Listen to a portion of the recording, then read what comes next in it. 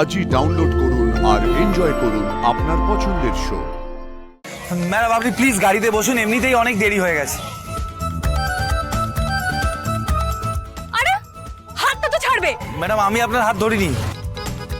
এ মা, আমাদের হাত তো আঠায় আটকে গেছে। কিভাবে ছাড়াবো? আপনি টানুন। গেলটা কোথায় তাহলে? কি খুঁজছো শুভ?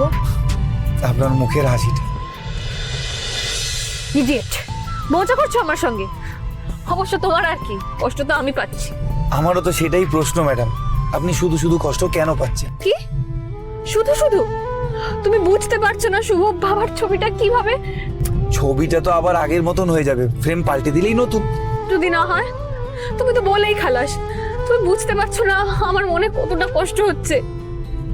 মন ভালো করার ওষুধ তো আমি আপনাকে বললাম, আপনি শুধু হাসার চেষ্টা করুন, দেখবেন হাসতে হাসতে তাড়াতাড়ি দোকানে পৌঁছে গেছে। আর সত্যি কথা কি জানেন, আপনাকে এভাবে কষ্ট পেতে দেখলে আমার খারাপ লাগে। থাক, তোমার খারাপ লাগা বলে আদৌ কিছু আছে? থাকলে বাবার ফটোর কাজটা এভাবে ভেঙে যাওয়াটাকে তুমি লাইটলি নিতে না, আর আমার সাথে মজাও করতে না। তুমি জানো কাজ ভেঙে যাওয়াটা কতটা অশুভ? আর ফ্রেমটা যখন পাল্টানো হয়ে যাবে তখন তো আবার শুভ হয়ে যাবে। কি বলুন এবার? শুভ, আমি শুধু ছবির কথা বলছি না, সেই ছবির কাচের মতো আমার বাবার মনটাও তো অনেক বছর আগেই ভেঙে চুরমার হয়ে গেছে। ছবিটা নয় ঠিক করিয়ে নেব, কিন্তু বাবার ভাঙা মনটা সেটা কি করে সারিয়ে তুলবো সেটা তো আমার জানা নেই শুভ। সারা জীবন চেষ্টা করলেও সেটা কি আমি আদৌ করতে পারবো? আচ্ছা ম্যাডাম বলুন তো, এটা কোন ঋতু? কি আবার বসন্ত? আর এরপরে কোন ঋতু আসবে? গ্রীষ্ম। সেটা তো সবাই জানে। সবাই জানে ম্যাডাম, কিন্তু ভাবে কজন? আচ্ছা আপনি একবার ভাবুন তো, এই পৃথিবীতে এক বছরে যদি এতগুলো ঋতু বদলাতে পারে, তাহলে মানুষের মন বদলানো কি এমন ব্যাপার? ম্যাডাম মানুষ চাইলে না তার ভক্তি দিয়ে সেই সুদূর স্বর্গে বসে থাকা ঈশ্বরকেও সশরীরে নিজের সামনে হাজির করতে পারে। আর সেখানে তো আপনার বাবা সবসময় আপনার সঙ্গেই থাকে। আপনি পারবেন না নিজের ভালোবাসার শ্রদ্ধা দিয়ে তার মন জয় করে নিতে? একটু অপেক্ষা করুন ম্যাডাম, আমি নিশ্চিত খুব তাড়াতাড়ি সেই দিনটা আসবে যেদিন আপনার বাবা আপনাকে কাছে টেনে নেন। আপনি নিজের ওপর বিশ্বাস রাখুন।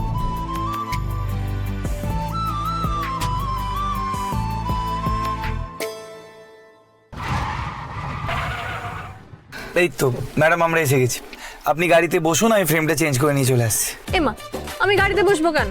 আমিও তোমার সঙ্গে দোকানে যাব। ওই দোকানটা খুব ঘিঞ্জি, আর আপনার তো সব জায়গায় যাওয়ার অভ্যেস নেই, অসুবিধা হবে, তাই আমি আপনাকে নিয়ে যেতে চাইছি। কিসের অসুবিধা? ম্যাডাম ওখানে আপনার মতন রাজকন্যার যদি দম বন্ধ হয়ে যায়? কি? না মানে মন্ত্রী তো দেশের রাজার মতনই না, আর আপনি ওনার মেয়ে মানে রাজকন্যা। আপনি আমাকে ছবিটা দিন না, আমি চেঞ্জ করে নিয়ে চলে আসছি ফ্রেমটা। গাড়িতে এসি চালানো আছে, আপনি আরামসে বসুন।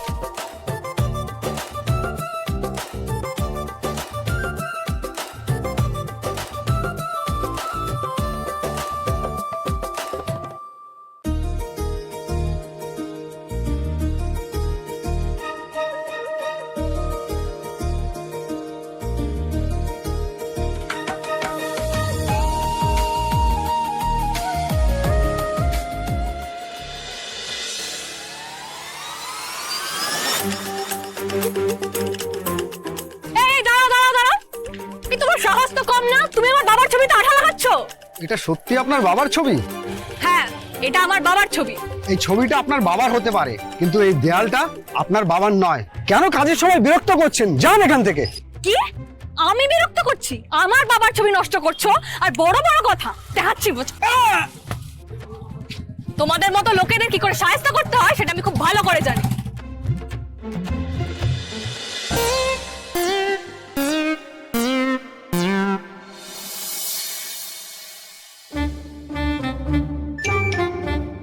দেখলে তো, আমার কথা শুনলে না? এবার দেখো কিরম মুখের 12টা বাজলো। একেই বলে যেমন কর্ম তার তেমনি ফল। কিসের ফল? হ্যাঁ, পুরোনো পোস্টারের উপর তো নতুন পোস্টার পড়বেই। বাবার প্রতি এত দরদ যখন, তখন সবগুলো পোস্টার খুলে নিয়ে আপনার নিজের বাড়িতে নিয়ে যান। যেগুলোর উপর অন্য পোস্টার লাগানো হয়ে গেছে সেইগুলোর কি করবেন? কত পোস্টার বাঁচাবেন আপনি? হ্যাঁ, কাউকে যখন আটকাতে পারবেন না, আমাকে শুধু শুধু ধাক্কা মারলেন কেন? আচ্ছা সরি সরি, দুঃখ পেও না, আমি বুঝতে পারিনি। ইচ্ছে করে ধাক্কা মারে সরি? হ্যাঁ, আমি বুঝতে পারি না এইসব নাটক করা হচ্ছে। আরে তুমি তো আচ্ছা লোক, আমি তোমাকে সরি বলছি, তোমার ভাগ্য ভালো। সরি তো তোমার আমাকে বলা উচিত। আরে একবার আমার বাবার পোস্টারে হাত দিয়ে দেখো, দেখাচ্ছি মজা। 100 বার দেবো। কি করবেন আপনি আমাকে? দেখি আপনার কত ক্ষমতা। ক্ষমতা দেখবে? একটা মন্ত্রীর মেয়ের ক্ষমতা দেখতে চাও তুমি? দেখাচ্ছি। ম্যাডাম কি করছেনটা কি আপনি? আপনাকে আমি গাড়ি থেকে নামতে বারণ করেছিলাম না? দাদা আপনিও একটা মহিলার সাথে ঝগড়া করছেন। দেখুন আমার ধাক্কা দিয়ে কি অবস্থা করে দিয়েছে। আমি কি করে কাজ করব? আমার সারাদিনের রোজগারের কি হবে? এই এই এই, আরে তুমি আমার সাথে ভদ্রভাবে কথা বললে না, আমি তোমাকে সাহায্য করার কথা ভাবতাম, কিন্তু তুমি তো আমাকে উল্টো মেজাজ দেখিয়েছো। এখন দেখো তুমি তোমার রোজগারে কি করবে, আমাদের বলতে আসছো কেন? ম্যাডাম ম্যাডাম প্লিজ আপনি একটু শান্ত হন, আমি দেখছি। আপনি এটা নিন, আপনি মুখ হাত পা ধুয়ে নিন আর প্লিজ যান। আরে তুমি কি আরে ম্যাডাম আপনি প্লিজ চলুন না, কেন তর্ক করছেন এখানে? ম্যাডাম আপনি প্লিজ গাড়িতে বসুন, এমনিতেই অনেক দেরি হয়ে গেছে। আরে হাতটা তো ছাড়বে। ম্যাডাম আমি আপনার হাত ধরিনি। এ মা, আমাদের হাত তো আটকে গেছে। কিভাবে ছাড়বো? আপনি টানুন। আরে ম্যাডাম কি করছেন? আর লাগছে তো। ম্যাডাম আপনি ঠিকভাবে টানুন না। তুই এবার একটা জপের মালা নিয়ে ঘোর, বুঝলি? কেন? এমনিতে তো সারাক্ষণ শুভর নাম জপ করেই যাচ্ছিস, সাথে একটা জপের মালা থাকলে ব্যাপারটা একেবারে প্রেম থেকে সাধনায় গিয়ে পৌঁছবে না? শ্রী, ভালো করে খোঁজ খবর নিস কিন্তু। তো শুভ আবার কোথাও ডুবে ডুবে জল খাচ্ছে না তো? তুই কি বলছিস? শুভ তো মেয়েদের দিকে চোখ তুলে অব্দি তাকায় না। আর তাছাড়া শুভ প্রেম নাকি? শুভ তো নিজের বাড়ির মেয়েদের ছাড়া শুধুমাত্র আমার সাথেই কথা বলেছে, আর কারোর সাথে না, বুঝলি? মানে শুভকে তোর মনের কথা বলছিস না কেন? আমার না কেমন যেন একটা হয়, জানিস তো। আমার একটা কেমন টেনশন হয়। আমি ওকে বলতে পারি না, আমি পৃথিবীর সবার সামনে বলতে পারি যে আমি শুভকে খুব ভালোবাসি, কিন্তু শুভর সামনে বলতে না আমি সাহস পাই না। আর আমার মনে হয় ও সেই জন্য হয়তো নিজের মনের কথাটা আমাকে বলতে পারে না। তবে এটা আমি বিশ্বাস করি যে শুভ আমাকেই চায়, ও শুধু আমাকেই চায়। সেই ওই দেখ,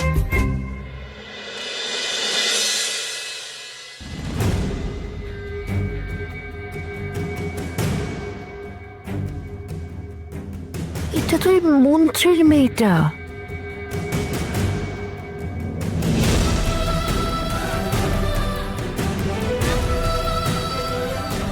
শ্রী, আর দেরি না করে যত তাড়াতাড়ি সম্ভব শুভকে তোর মনের কথাটা জানিয়ে দে।